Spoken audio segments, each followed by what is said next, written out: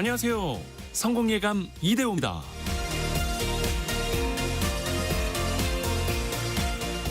모든 게 순조로운 날이 있습니다.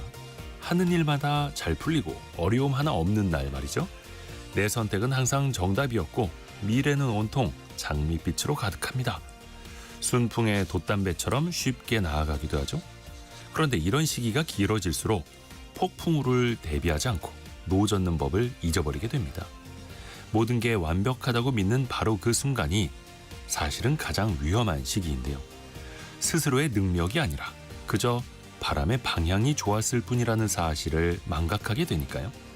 그러다 문득 바람의 방향이 바뀌고 나면 믿었던 것들이 흔들리고 견고하다고 믿었던 것들의 균열이 보이기 시작합니다. 당황스럽고 한 걸음 나아가기조차 버겁죠. 하지만 바로 그때 우리는 비로소 진짜 힘을 기르게 되는데요. 더 강한 근육이 만들어지고 더 깊이 뿌리를 내리게 됩니다.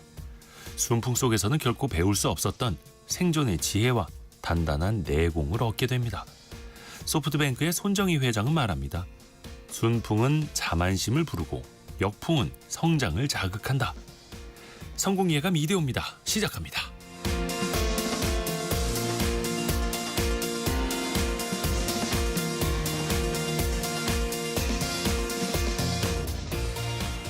안녕하세요. 이대호입니다.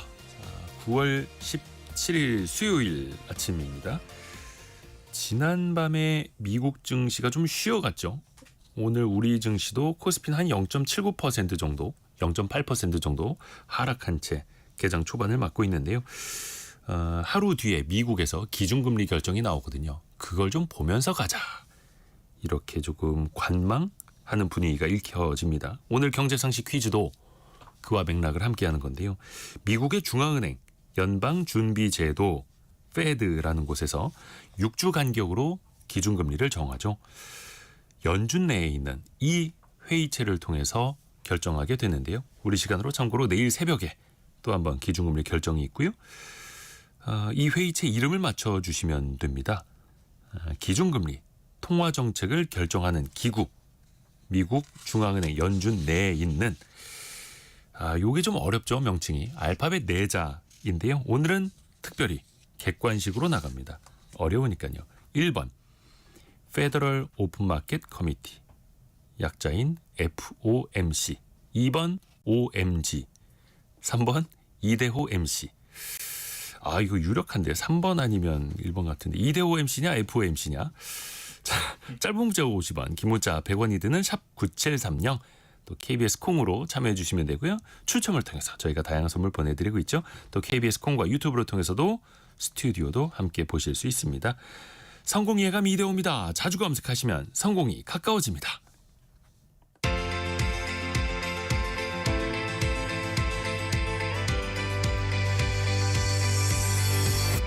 KBS 1라디오 성공예감 이대호입니다. 오늘의 경제뉴스 동아일보 백상경 기자, 경제전파사 강예지 에디터 함께합니다. 안녕하세요. 안녕하세요. 강예지 에디터는 얼마 만입니까? 8개월 만인 것 같습니다. 출산한 지 8개월? 네, 출산한 지 8개월이요. 거의 출산 그러면 한 달 전 정도까지 방송했죠.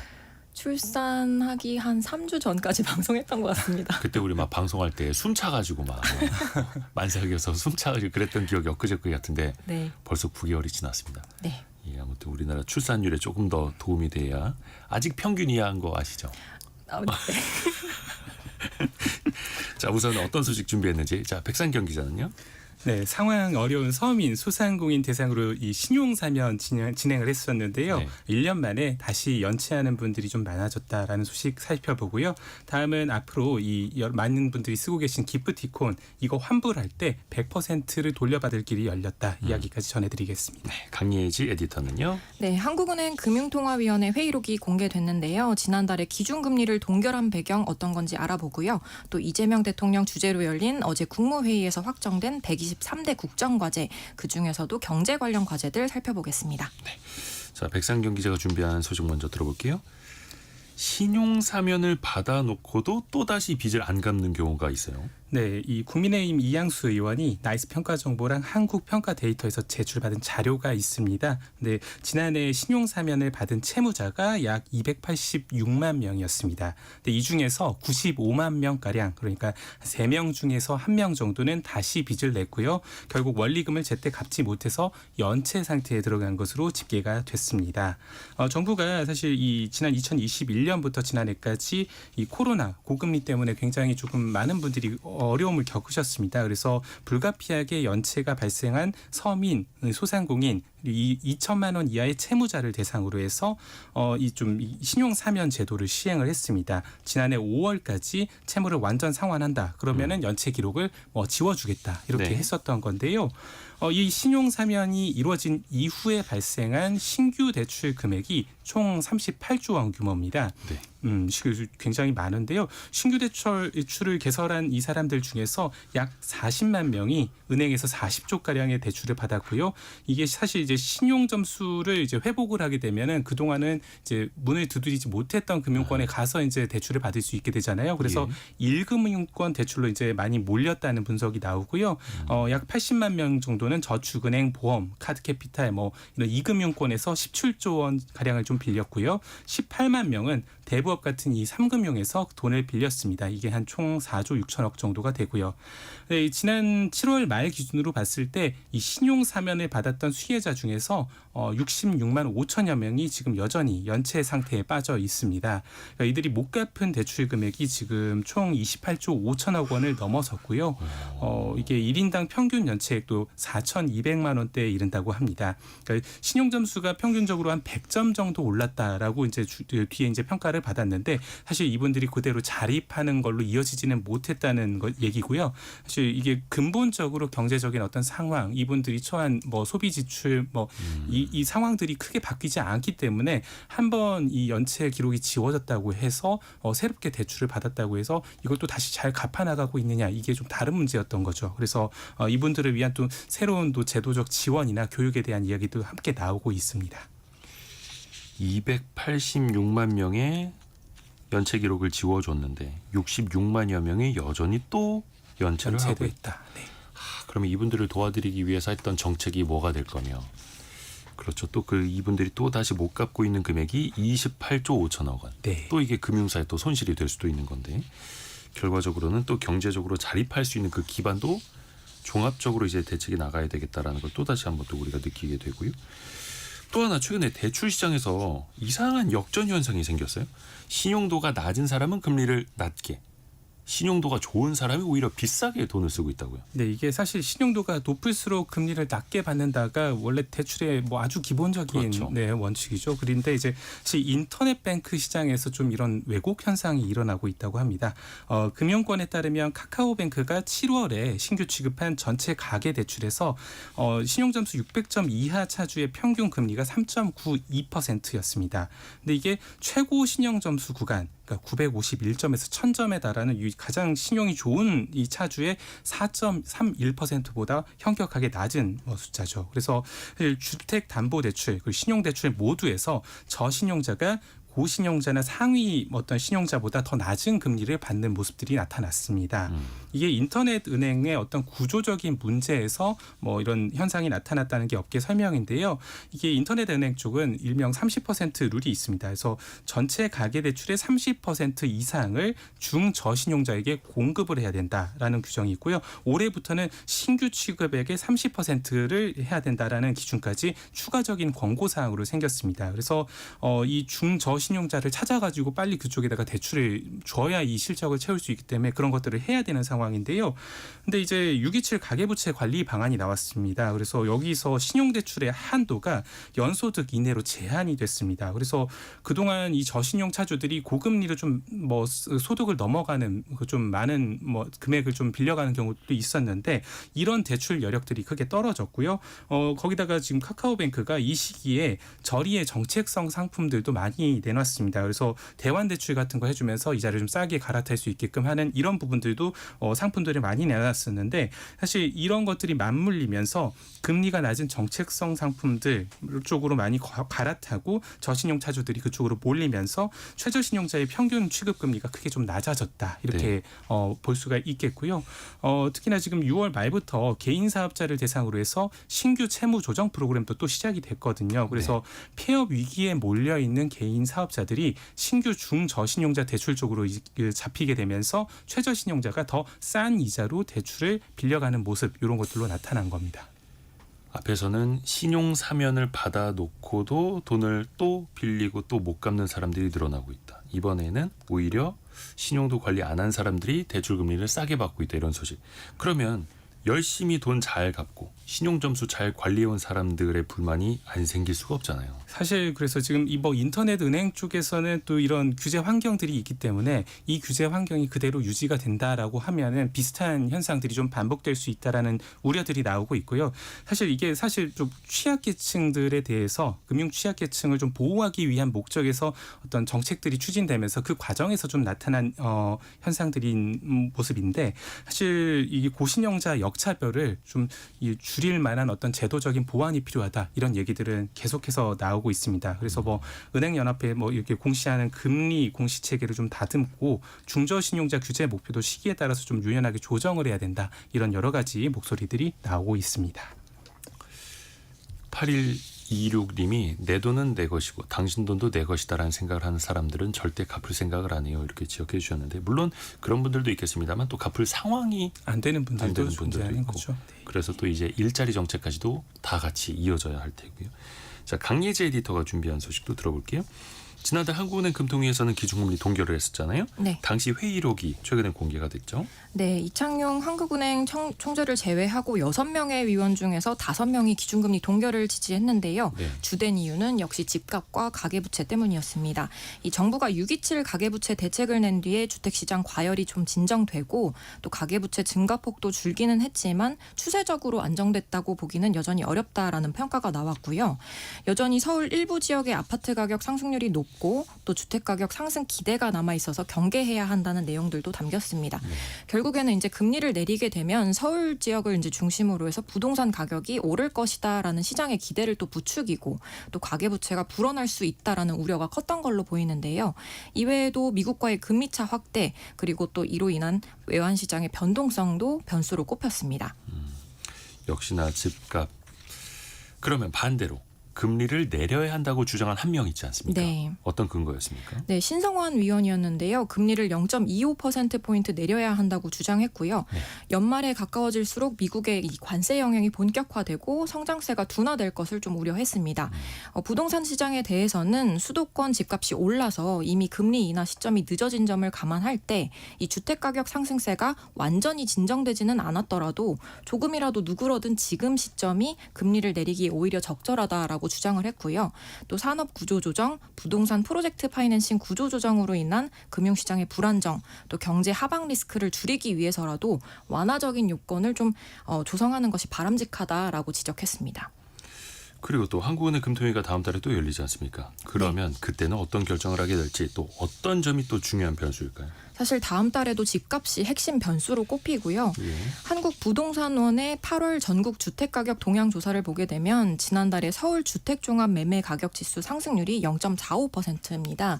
이게 6월이나 7월보다도 떨어지기는 했지만 여전히 오름세가 나타나고 있는 거고요. 송파구나 용산구는 1%대 그리고 성동구도 여전히 상승세가 뚜렷한 걸로 나타났습니다. 이 회의록을 보게 되면요. 최근에 반도체 중심으로 수출이 좀 호조되고 있고 민간 소비도 회복으로 반등을 했다는 점이 긍정적이기는 한데요. 관세 인상 여파가 점점 커지는 점 그리고 무역과 관련된 불확실성이 여전히 높은 점 등이 우리 경제의 하방 압력을 높이는 위험 요인들로 꼽혔습니다. 근데 이게 사실 기준금리라는 게 전국에 다 영향을 미치는 거시적인 통화 정책이지 않습니까? 네. 그런데 지금 서울 집값만 그렇지 지역은 거래조차도 안 굉장히 될 정도로 온도감 차이가 얼어붙어 크죠. 있고 떨어지는 곳도 많고 경기도도 지금 집이 안 팔려서 난리인데 근데 계속 서울 집값만 보면서 전국에 영향을 미치는 금리를 못 내리고 있다. 이것도 우리가 한번 좀 곱씹어볼 필요가 있죠. 자, 백상경 기자에게 갑니다. 모바일 상품권 그리고 기프티콘 요즘에 그걸로 선물 많이 하지 않습니까? 네. 스마트폰 메신저 같은 걸로. 요게 좀 환불이 좀 까다로운 경우가 있었는데 그 환불 규정이 이제 달라져요? 네, 지금까지는 기프티콘 쓰고 남은 금액을 현금으로 받는다라고 했을 때 10,000원 이상은 이제 60% 이상 그리고 10,000원 미만은 80% 이상을 사용을 해야 이제 잔액을 환불을 받을 수가 있었습니다. 네. 또 환불도 100%가 아니라 일부만 이루어졌었는데요.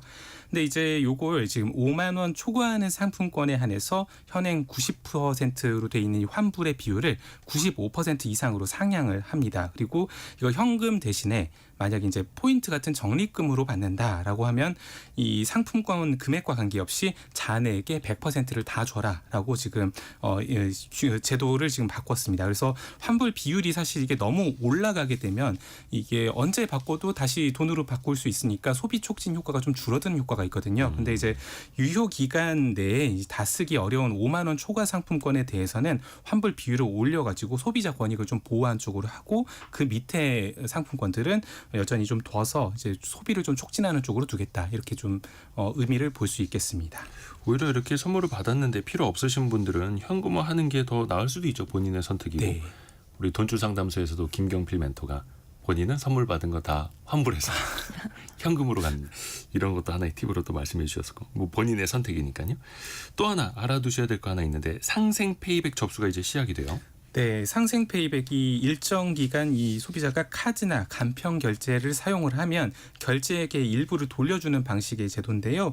이 만 19세 이상 국민들을 대상으로 시행을 하고 올해 9월에서 11월 이 월별 카드 소비액이 작년 월 평균보다 늘어난 경우에 이 늘어난 증가 금액의 20%를 이제 디지털 오누리 상품권으로 환급을 해줍니다. 네. 월 최대 10만 원씩 3개월 동안 최대 30만 원 환급을 받을 수 있는 제도고요. 이게 월요일부터 오부제로 진행하는 상생 페이백 접수 첫날이었습니다. 그래서 첫날 신청자가 거의 뭐 한 79만 명에 달해서 엄청나게 관심을 끌었고요. 정부는 지금 신청 이틀 후부터 지원 대상자 여부 그리고 지난해 월 평균 카드 실적을 알림톡으로 안내할 예정입니다. 신청은 상생 페이백 홈페이지 통해서 가능하고요. 지난 1일부터 누적 카드 실적도 이 내일부터 상생 페이백 홈페이지 안에 있는 페이백 및 소비 복권 조회하기 이 메뉴에서 확인을 할 수가 있습니다. 중기부가 또 오는 30일까지 디지털 오누리 앱을 통해서요. 상품권 누적 5만 원 이상 충전을 하면 추첨을 통해서 상품권 10,000원을 총 10,000명에게 또 지급을 하니까 이 부분도 챙겨보시면 좋을 것 같습니다. 또 정부에서는 소비를 조금 더 늘리려고 또 이런 네. 정책을 또 펼치는 거고요. 그리고 추석 기차표 예매가 시작됐는데 그 코레일 사이트가 지금 먹통이에요. 네, 지금 내일까지 이 추석 연휴 승차권 예매가 실시가 되는데요. 지금 특히 오늘부터는 모든 국민 대상으로 지금 경부, 경전, 경북, 대구, 충북, 중부내륙, 동해, 교외선을 예매를 할 수가 있는 날입니다. 근데 예매 페이지가 접속 장애를 일으켜서 지금 일부 이용자 같은 경우는 간신히 이 접속을 했는데도 대기 번호가 거의 110만 번 이렇게 이후로 밀렸다고 합니다. 그래서 코레일에서는 지금 원인 파악을 하는 중이고 지금 긴급 조치를 해서 단계적으로 예매를 진행을 하고 있다고 밝혔는데요. 지금 많은 분들이 지금 어려움 겪고 계시고요. 영매표 창구 그리고 자동 발매기는 정상 발매를 하고 있다고 하니까요. 정말 급하신 분들은 빨리 달려가 보시는 것도 방법일 것 같습니다. 그러니까 지금 사이트에서는 안 되고 네. 역에 찾아가면 거기에서는 정상 발매가 되고 있다. 한 8시 20분 넘어서부터는 좀 접속이 되기 시작했다고 하는데 제가 지금 들어가 보니까 코레일 사이트가 저 한참 기다렸다 이제 들어갔네. 그 다음에 여기에서 또 어떻게 예매 절차가 되는지는 또 조금 더 지켜봐야겠습니다. 자, 강예지 에디터가 준비한 두 번째 소식. 정부가 123대 123개의 국정과제를 확정을 했죠.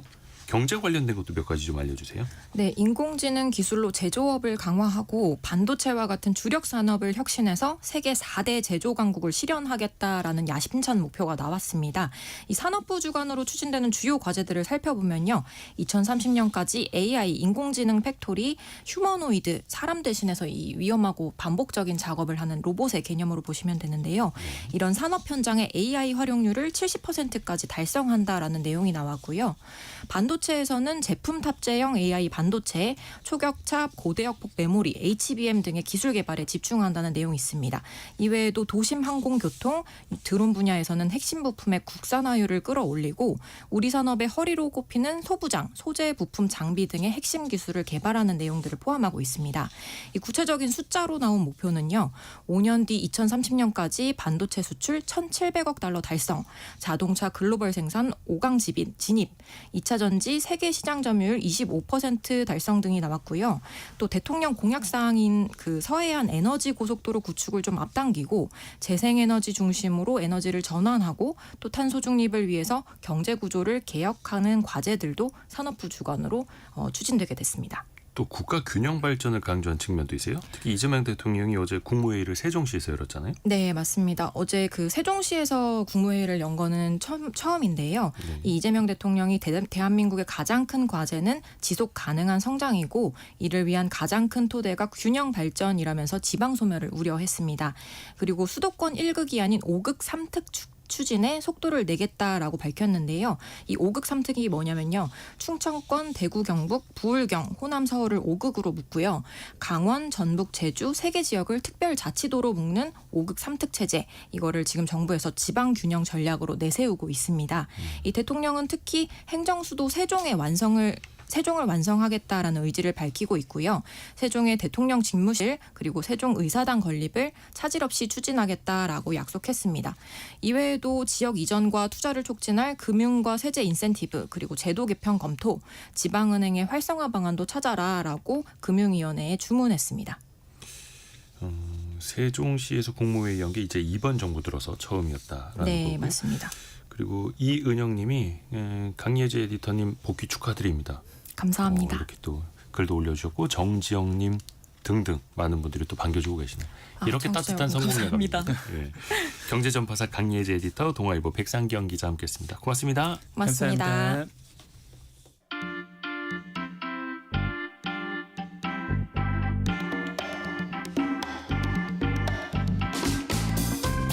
지금 여러분께서는 KBS 일라디오 성공예감 2대호입니다를 듣고 계십니다. 프로그램에 참여하신 청취자 여러분께는 추첨을 통해 아름다운 식탁 창조 주비푸드에서 뿌리 담은 리얼 생와사비를, 쉽고 빠른 판촉물 제작 시너지 기프트에서 고속 충전 마우스패드를, 그리고 성공예감에서 준비한 커피 쿠폰을 보내드립니다. 당첨자는 성공예감 2대호입니다 홈페이지에서 확인하세요.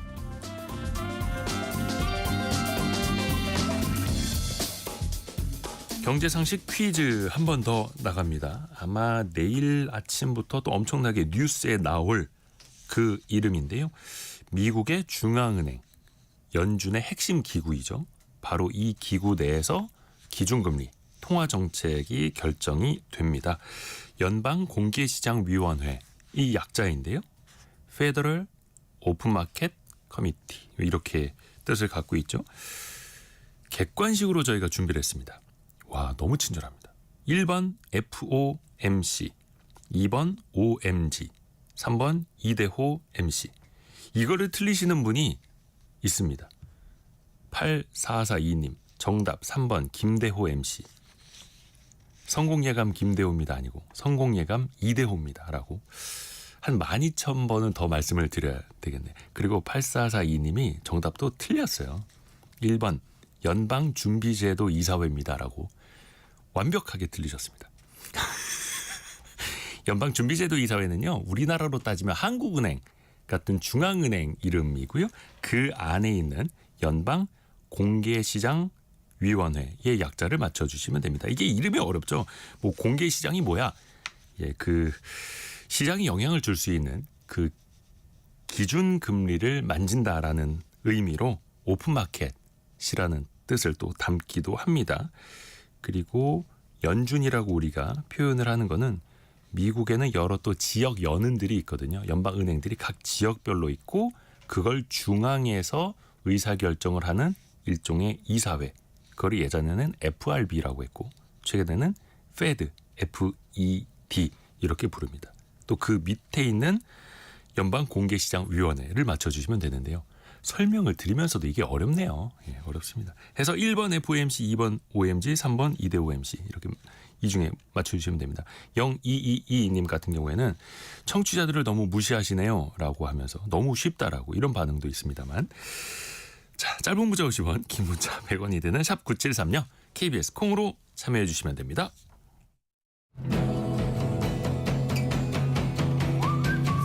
오늘의 움직임에 주목하고 세상의 흐름을 놓치지 않습니다. 여러분의 내일을 응원하며 성공의 열쇠를 함께 찾아갑니다. 성공예감 이대호입니다. KBS 박대기 기자의 시선으로 경제의 과거, 현재, 미래까지 살펴보는 경제 대기록 시간입니다. 오늘은 또 여러분이 걱정하시는 최근에 그 KT 관련된 해킹 내용 이거 한번 풀어보겠습니다. 박대기 기자 안녕하세요. 네, 안녕하십니까. 통신사 어디 쓰신다고 그랬죠? 예, 저는 SK텔레콤을 쓰고 있습니다. 그러면 이제 예. 직전에 SK텔레콤의 예. 해킹 사건 때 그때 좀 걱정하셨다가 예, 지금 또 이제 KT 사용자들이 또 많이 걱정하고 계시는데 그 소액 결제 범죄 지금 일단 피해자가 200여 명, 피해 금액이 1억 7천만 원 정도가 발표가 됐다고 하는데 이게 무슨 초소형 기지국 펨토셀을 해킹한 거라면서요. 우선은 이 펨토셀 이름도 어렵습니다. 이게 네. 뭡니까? 이게 펨토가 천조분의 1 정도로 아주 작은 거란 뜻인데요. 셀은 뭐 작은 방 같은 걸 뜻하는 거죠. 예. 그러니까 뭐 아주 작은 방이란 뜻이 되겠는데 한마디로 초소형 기지국입니다. 이 기지국은 다들 아시죠. 예를 들어서 우리 휴대전화를 쓰면은 뭔가 이제 계속 근처에 있는 기지국과 통신을 해야지 네. 그 기지국이 전체 네트워크와 연결이 돼가지고 통화라든지 인터넷 쓸 수 있도록 해줍니다. 그 신호를 중계해 주는 곳. 네, 그렇습니다. 보통 뭐 전봇대라든지 아니면 그 빌라 옥상 이런 데 많이 설치가 돼 있는데요. 네. 크기가 상당히 큽니다. 그게 적어도 이제 뭐 책장 1개 정도 되는 그런 크기나 아니면은 배낭 정도 되는 크기가 많은데 그런 기지국이 아니라 이 펨토셀은 집안에 들여놓는 작은 기지국입니다. 그 손바닥만한 거. 네, 손바닥만 하고 까맣게 보통 생겼고요. 더듬이 같은 것들이 좌우에 한 2개 정도 달려 있는데요. 그 외에 통신사에 어디 지하나 이런 데 잘 안 터질 때 연락하면 네. 와서 그거 하나 설치해 주시잖아요. 네, 맞습니다. 그렇게 설치가 되는 경우가 많고요. 비슷하게 생긴 것이 무선 공유기가 있습니다. 집안에서 이제 무선 와이파이를 쓰려면은 무선 네. 공유기 뭐 IP 타임이라든지 이런 것들을 사서 네. 이제 설치를 많이 하시는데요. 그것하고 생겨서 사람들이 이제 그것하고 비슷한 기능 아니냐 생각하시기 좋은데 그 무선 공유기는 어디까지나 와이파이만 되는 것이고 예. 이 펨토셀이라는 장비는 그 와이파이 외에도 통신이 가능한 그러니까 이제 휴대전화 통화가 가능하고 문자를 주고받는 것들이 가능해지는 그런 기기가 되겠는데요. LTE, 5G 통신이 가능한. 네, 그래서 말씀하신 대로 이제 우리 집에서 전화가 잘 안 되고 문자 수준이 잘 안 돼요 이렇게 연락하면은 통신사에서 와서 설치해주거나 아니면 기기를 택배로 보내줍니다. 집에 설치하시라고 하면서 보내주시는데요. 네. 그래서 그 KT 같은 경우에는 기가 아토란 이름으로 예. 상당히 많이 이제 설치가 된 그런 상황입니다. 전국에 15만 7천 대 정도가 설치가 됐다고 해요. 근데 박대기 기자가 이거 취재해 보니까 이 펨토셀이라는 일종의 중계기, 네. 기지국 역할을 해주는 거를 일반인들이 막 사고 팔 수 있어요? 원래는 이게 KT 자산이라고 돼 있거든요. 그 예. 표면에도 자세히 읽어보면 작은 글씨로 이 기계는 KT 자산이기 때문에 뭐 함부로 이제 버리지 마세요. 뭐 이렇게 돼 있어요. 나중에 뭐 해지하도록 뭐 반납해야 되고. 예, 이렇게. 원래는 그게 원칙이었던 것 같은데 네. 뭐 실제로는 우리나라 중고나라라든지 뭐 당근이라든지 이런 데 들어가서 검색해 보면은 과거에도 무수히 많이 거래가 됐습니다. 뭐 집에서 잘 안 터지는 것 같으니까 이제 전화에 설치를 할 수 있지만 그냥 중고마켓 사가지고 설치해도 되지 않을까 생각하시는 분들이 많이 거래를 했던 거죠. 가격도 쌌습니다. 10,000원에 거래가 됐고요. 어차피 뭐 집에서 별로 기능을 하지 못하고 있는 제품이었기 때문에 6개 묶음으로 그냥 3만 원에 가져가세요. 이런 것들이 많은 상황이었습니다. 그래서 이게 사실은 KT에서 제일 큰 문제가 15만 7천 대나 보급을 해놓고 제대로 관리를 안 했던 거죠. 15만 7천 대요. 네. 아니 근데 이게 이해가 잘 안 가는 건 물론 이제 전원 같은 건 꽂을 수는 있겠으나 네. 이게 KT라는 통신회사랑 통신이 되도록 해야 하고 네. 그 과정에서 뭔가를 해킹해서 다른 사람 스마트폰으로 뭔가를 결제를 했다는 거잖아요. 네. 이건 어떻게 가능했던 걸까요? 아직 범인이 안 잡혀가지고 정확한 내막을 알 수는 없습니다만 지금까지 나온 걸 보면은 예. 이 펨토셀을 해킹해서 이 펨토셀에 흐르는 정보 일부를 탈취를 해서 그것을 이용해서 이용자의 스마트폰으로 들어오는 문자를 가로채서 그 과정을 통해서 이제 아마도 사용자 인증 같은 걸 해서 이 소액 결제 사이트에 가서 상품권을 샀을 거다 이렇게 추정이 되고 있습니다. 다만 좀 지금까지 확실한 건 5,500명 정도의 그 IMSI 번호라고 가입자 번호가 있거든요. 그 가입자 번호를 탈취한 거는 확인됐는데 나머지 그 주민등록 번호라든지 이용자 이름 같은 경우에는 이 펜토셀이 아니라 좀 다른 식을 통해서 또 해킹을 했을 거다. 다른 데서 뽑아낸 개인 정보랑 네. 대입을 해서 예. 결제를 한 거 아니냐 이런 거. 예, 그렇게 추정이 되고 있습니다. 아직까지 추정 단계고요. 그래서 KT 내부에 조력자가 있는 게 아니냐, 혹은 과거에 유출됐던 KT 정보를 좀 끼워 맞추게 해가지고 했던 것이 아니냐 이런 식으로 여러 가지 시나리오가 좀 추정이죠, 추정. 되고 있는 상황입니다. 근데 개인의 그 가입자 식별 번호 이거는 사실 유출이 되면 정말 안 되는 건데 그렇죠? 네. 요것도 일단은 예. 정확한 또 수사를 통해서 좀 밝혀져야 할 부분이고요. 또 이번에 보니까 경기도 뭐 부천시, 광명, 서울 서남부 지역 특정 지역 인근 주변에서 특히 피해자가 많이 몰렸다 하더라고요. 네. 이건 어떤 이유가 있는 걸까요? 네, 또 마찬가지로 정확한 나온 건 아닙니다만 이 펜토셀이라는 게 멀리까지 통신하는 장비가 아닙니다. 반경에 뭐 수십 미터 정도까지만 연결이 되는 장비이기 때문에 예를 들어서 아파트 내 집에 설치해 놓으면 옆집이나 옆옆집 정도까지는 아마 될 것 같은데 그 넘은 범위까지는 안 되거든요. 그래서 아마 워낙 장비가 작기 때문에 이 펜토셀하고 작은 컴퓨터 보드랑 결합을 시켜가지고 네. 뭐 배낭 같은 데 넣어서 이제 걸어 다니면서 해킹을 한다든지 아니면 자동차를 타고 다니면서 주변에 있는 사람들 해킹한다든지 이렇게 하지 않았을까 지금 추정이 되고 있는 상황이고요. 사실 비슷한 수법이 외국에서도 많이 있었습니다. 일본이라든지 동남아에서 네. 그 IMSI 그를 이제 수집하는 무단 수집하는 그런 장비들을 들고 다니면서 해킹한 사례가 있었기 때문에 이야. 아마 비슷한 사례가 아니었을까 본데 이번에 좀 다른 거는 그 사람들은 이제 따로 만든 장비를 썼던 거고 이거는 이제 KT의 공식 그 펜토셀을 썼기 때문에 우리나라 상황이 더 심각하고 보안에 더 많이 구멍이 뚫려 있는 그런 상황입니다. 아니 왜 그 와이파이 네. 아무 데서나 접속하지 마라. 뭐 공공 와이파이는 취약할 수 있다. 뭐 이런 주의를 들어본 적은 있어도 네. 통신사 그 중계기에 기지국에 접속을 했는데 뭔가 탈취를 당한다. 이거는 참 그동안 우리가 상상을 못했던. 네, 일인데. 맞습니다. 그래서 와이파이 같은 경우에는 접속할지 말지 본인이 결정할 수 있잖아요. 네. 그런데 이 그 펜토셀 같은 경우에는 내가 접속 안 하겠다고 접속이 안 되는 게 아니거든요. 그렇죠. 그냥 가까이 있는 거. 네, 가까이 자동으로 있으면은 잡는 거니까. KT폰이나 KT망을 이용하는 RT폰을 쓰면은 KT의 그 기지국이니까 그냥 접속이 되는 겁니다. 자동으로. 예. 그러니까 뭐 이용자 입장에서는 황당하죠. 왜냐하면은 본인이 아무것도 안 했는데 이렇게 된 거니까요. 그러면 이번 해킹으로 인해서 나도 모르게 내 복제폰이 만들어졌을 가능성도 있을까요? 복제폰 같은 경우에는 기기 단말기 고유 번호 IMEI라는 번호가 있는데요. 네. 거기까지 유출이 돼야 되는데 현재까지는 거기까지 유출된 정황은 없고 이 소액 결제 같은 경우에는 그 번호까지는 요구하지 않기 때문에 아마도 이 이메일 번호까지는 유출이 안 됐을 거다. 그래서 복제폰까지는 괜찮다라고 보입니다만 아직은. 예. 문제는 뭐냐면 아까 말씀드렸다시피 문자가 결국 유출된 거잖아요. 내 문자를 다른 사람이 들여다보고 그걸로 인증을 받은 거거든요. 이번은 사실 소액 결제라는 어떤 경제적 목적을 위해 가지고 한 건데 예. 과연 그러면 이 펜토셀이라는 게 보급된 지가 13년, 12년 정도 됐는데 그동안은 이런 사례가 없었을까? 그동안 만약 소액 결제가 아니라 단순히 문자 훔쳐보기만 했다면은 충분히 더 많은 피해자가 잠재적인 피해자가 있지 않았을까 이런 생각도 많이 듭니다. 그러게요. 예, 특히 이 15만 대 중에는 최소한 600대 이상이 군부대에 납품이 된 걸로 지금 과거 기사에 나오거든요. 뭐 그러면 이제 군에서 이제 군 간부나 이런 사람들이 썼던 전화기에서 그렇죠. 문자가 유출됐을 수도 있고 지금은 이제 소액 결제를 하다 결국 사람들이 이거 뭐야 내가 결제 안 하는데 나왔네라고 생각해서 신고를 해서 결국 발각이 됐는데 그동안은 문자가 탈취된지 모르는 분들도 있을 거거든요. 그렇죠. 예, 그렇기 때문에 좀 과거 10여 년 동안 이게 제대로 된 건지 해킹이 없었는지 이런 것들도 이번에 좀 제대로 따져봐야 될 겁니다. 그러게요. 이번에 우리가 처음 겪어보는 거잖아요. 이 네. 기지국 펜토셀이라는 해킹 사건에 대해서. 예. 박영은님이 영화 같은 일이라고 보내주셨는데 그렇죠. 참. 그러면 다른 통신사들은 과연 안전한가? 이 펜토셀, 초소형 기지국 잘 관리하고 있는가? 이제부터 막 들여다봐야 되는 거 아니에요, 이제? 예, 그렇습니다. 이제 아까 KT가 15만 7천 대라고 했는데 SK텔레콤도 1만 대 정도 보급을 했고요. LG U+도 2만 8천 대 정도 보급을 했습니다.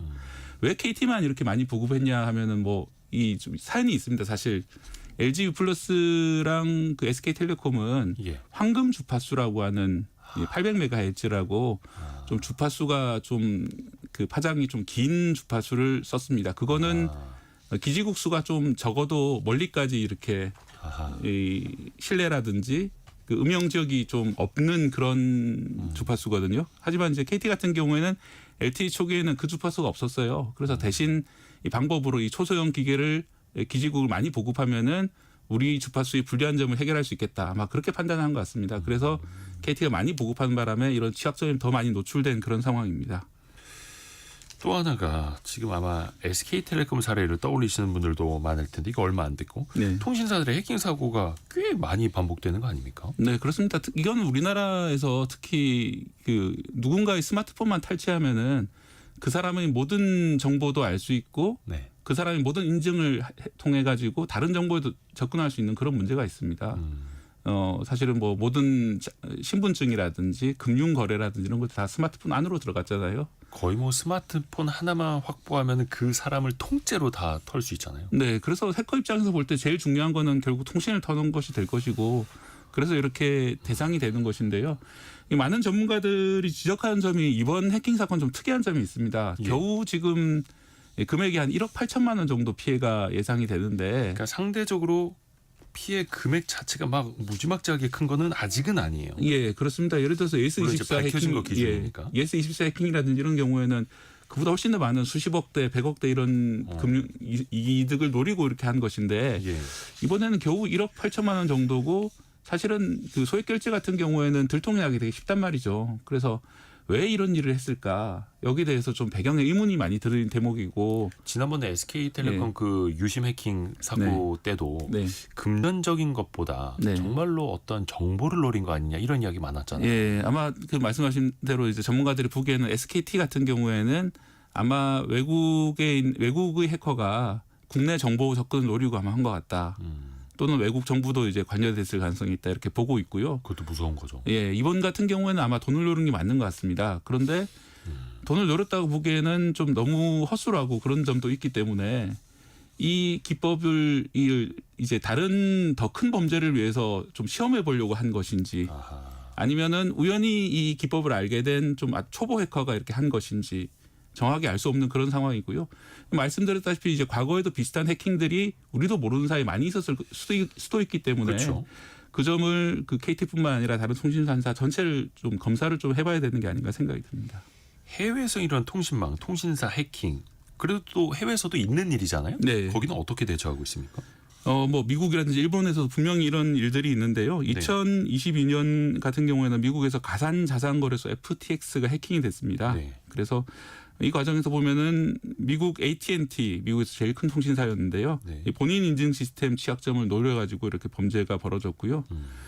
또 2019년에도 AT&T, 버라이즌 직원과 협력업체 관계자가 뇌물을 받고 심스와핑, 즉 유심복제를 하거나 재발급받는 이 범죄에 가담했다가 피소가 되기도 했습니다. 아, 이건 내부자가. 예.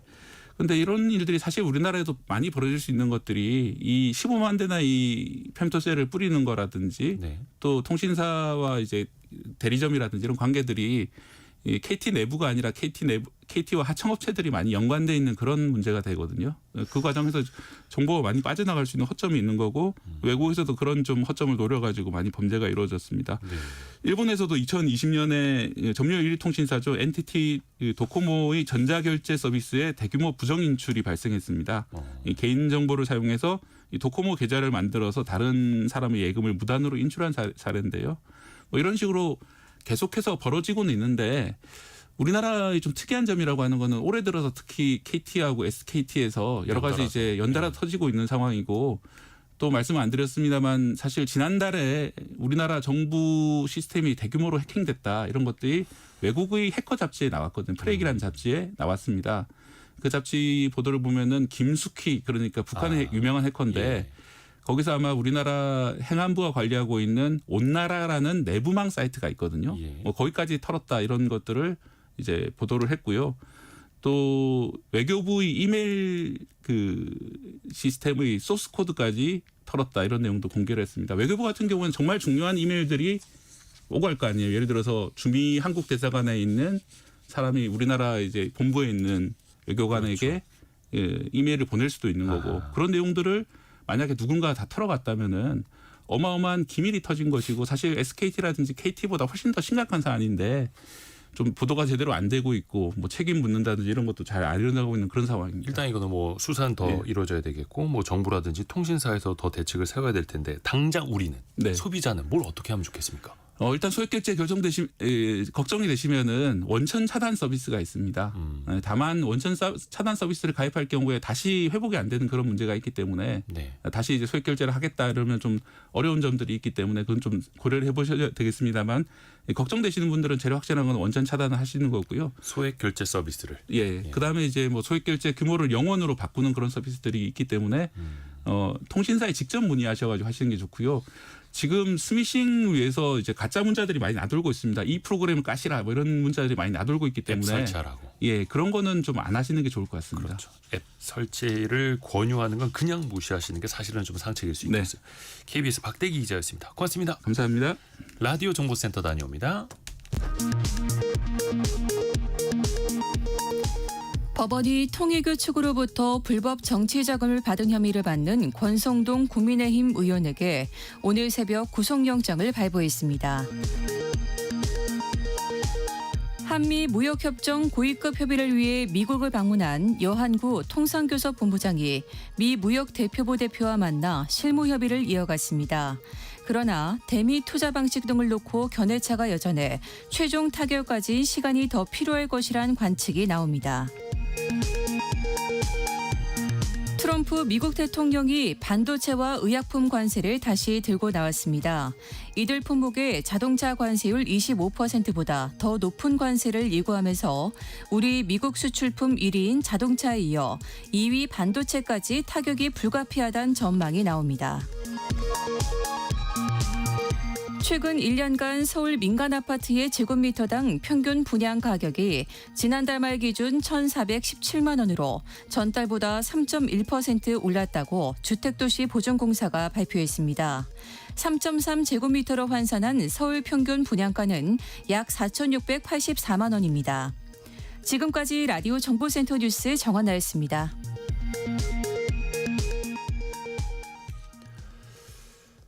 앞에서 통신사 그러니까 소형 기주국 해킹 사건에 대해서도 이야기를 했습니다만 이정옥님을 비롯해서 무서운 세상이라고. 근데 무서운 게 참 많습니다.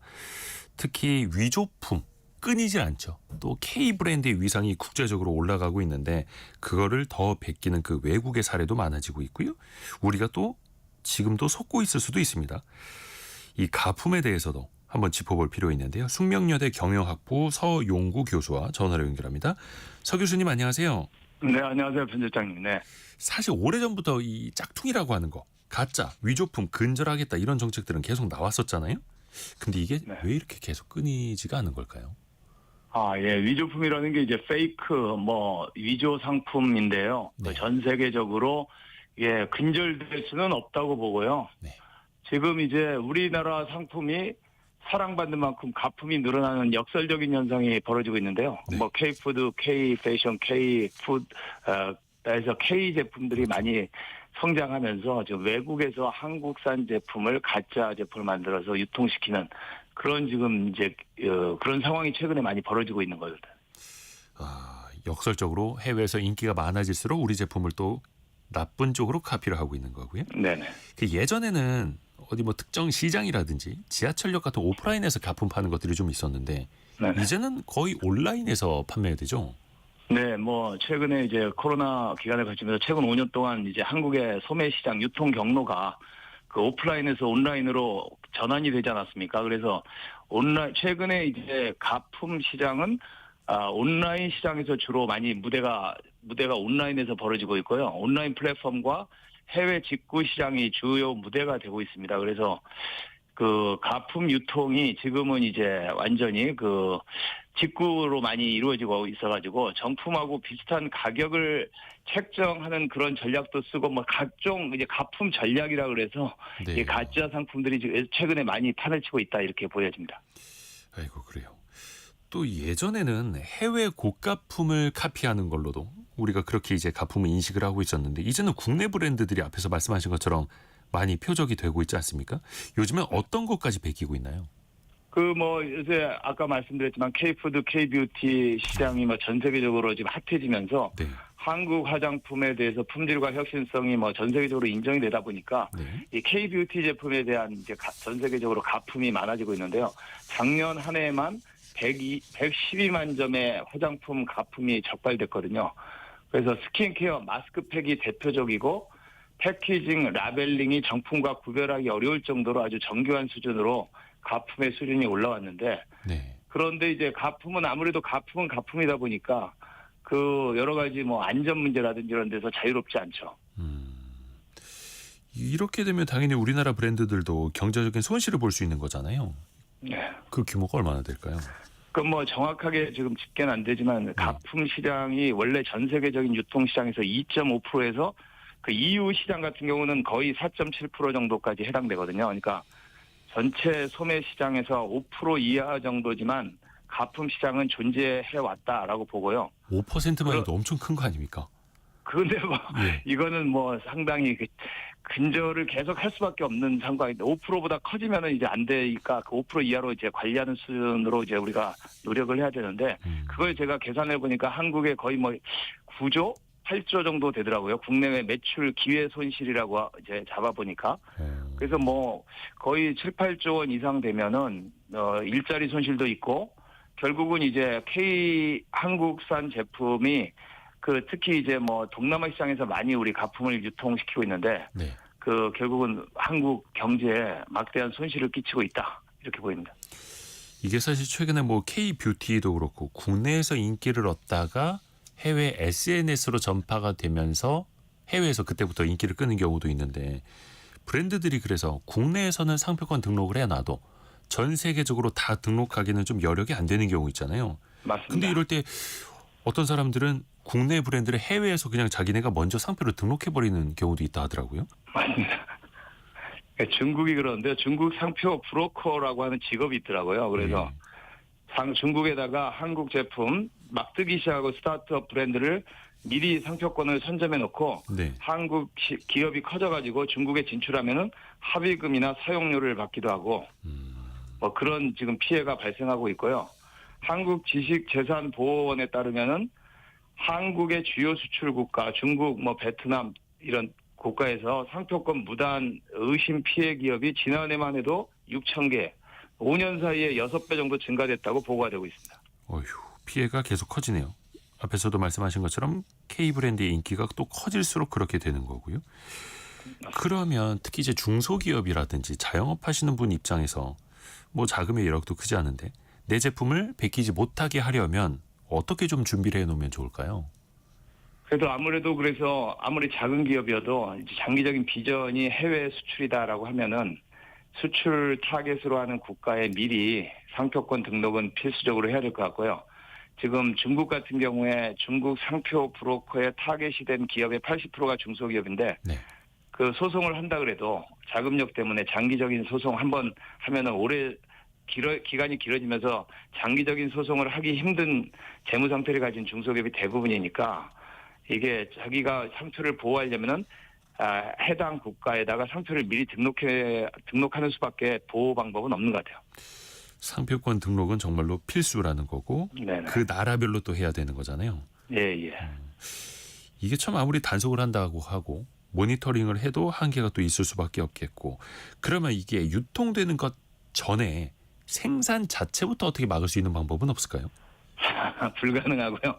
그게 인간이 뭐 이게 그 소매업의 상도덕이 아무리 그 뭐 깨끗해진다고 그래도 이 가품에 대한 만들려는 욕망은 우리가 뭐 사람이 살아있는 한 막을 수 없을 것 같은데 그 대책은 해외 상표권 선등록 아까 말씀하신 그게 이제 하나의 그 기업들이 해야 될 또 하나 이슈는 정품 인증 시스템을 도입하는 거거든요. QR코드, 일련 번호, NFC 태그 등을 붙여서 소비자 스스로 정품 여부를 확인할 수 있게 일단 정품 인증 시스템을 구축하는 게 중요하고요. 그다음에 우리 제품들이 얼마나 많이 지금 가품들이 나오고 있는지 상시 모니터링도 하는 게 필요하다고 봅니다. 그러면 이 가품이 유통되는 판매가 되는 그 플랫폼에도 책임을 물 수 있습니까? 그렇습니다. 플랫폼한테 책임을 상당히 물어야 되잖아요. 그 플랫폼들이 거대 기업이고 그래서 네. 그 플랫폼 입장에서도 가품들이 들어와서 이 전체 생태계를 오염시키는 것을 원하지 않기 때문에 아마존이라든지 아마존은 프로젝트 제로라고 하는 프로그램을 운영하고 있는데 네. 자체적으로 위조 리스팅을 만들어서 한번 딱 걸리면 완전히 영구 퇴출하는 그런 이제 크라임 수준으로 이거를 다루고 있고요. 네. 알리바바, 쿠팡도 신뢰관리센터라고 해서 그 가품이 보면 처음에 그 감시하는 그런 시스템을 캐무까지 전부 다 갖고 있습니다. 그래서 플랫폼 입장에서도 이 가품이 전혀 도움이 안 되기 때문에 플랫폼 나름대로 지금 시스템을 운영하고 있다 이렇게 보시면 되겠습니다. 이게 과거에는 통신 판매업자가 아니라 통신 판매 중개업자, 그러니까 그냥 오픈마켓이라 우리는 시장만 열어준 거다라고 하는 네. 데들은 처벌 안 받고 다 피해 갔잖아요. 맞습니다. 지금은 좀 그럼 뭐가 달라졌나요? 지금도 이제 그 셀러들을 일반 그 100% 관리가 안 되기 때문에 네. 특히 테무같이 중개만 하는 업체는 굉장히 상시 모니터링을 하고 이거 소송 계속 이루어지고 이런 걸 알고 있고요. 그래서 100%는 안 되지만 플랫폼들이 이제 거대 기업이 되고 해외 직구 시장 특히 그 관여하기 시작하면서 이 가품에 대해서 굉장히 진지하게 지금 접근하고 있고 이전보다는 상당히 책임감을 가지고 이 이슈에 대해서 다루고 있는 걸로 알고 있습니다. 어찌됐든 간에 가품이 판매되더라도 단순 중개만 하는 사람도 그 판매 수수료 일정 부분을 돈으로 얻게 되는 거니까 수익을 얻는 거니까 책임을 같이 지라 또 이렇게 또 압박을 할 수도 있겠네요. 또 이거를 속아서 구매하는 경우도 있지만 알면서도 여전히 짝퉁을 사는 분들도 있잖아요. 네. 인식의 전환도 당연히 필요하겠죠. 맞습니다. 요새 그 듀프 소비라 그래서 비싼 명품뿐만 아니라 프리미엄 브랜드에 대해서 그 유사한 아주 싼 제품이 지금 유행하고 있고요. 네. 경제가 어렵다 보니까 위조품을 구매하고자 하는 소비자의 욕망도 그만큼 커지고 있는데 이거는 소비자나 정부나 기업이 단독으로는 해결하기 어렵다고 보고요. 이 정부도 이제 단속을 강화해야 되지만 기업도 정품 인증, 상표권 등록으로 대응해야 되고 플랫폼도 가짜를 신속히 삭제하는 책임을 져야 됩니다. 그래서 이 소비자도 이런 본인이 너무 싸다고 그래서 그런 비양심적인 소비를 하게 되면은 이 가품의 성장을 돕는 그런 이제 역할을 하기 때문에 이게 경제 이제 관여되는 모든 이제 관여자들이 다 감사합니다, 책임을 교수님. 지고 공동 대응을 하는 그런 이슈가 네. 되겠습니다. 숙명여대 경영학부 서용구 교수였습니다. 고맙습니다.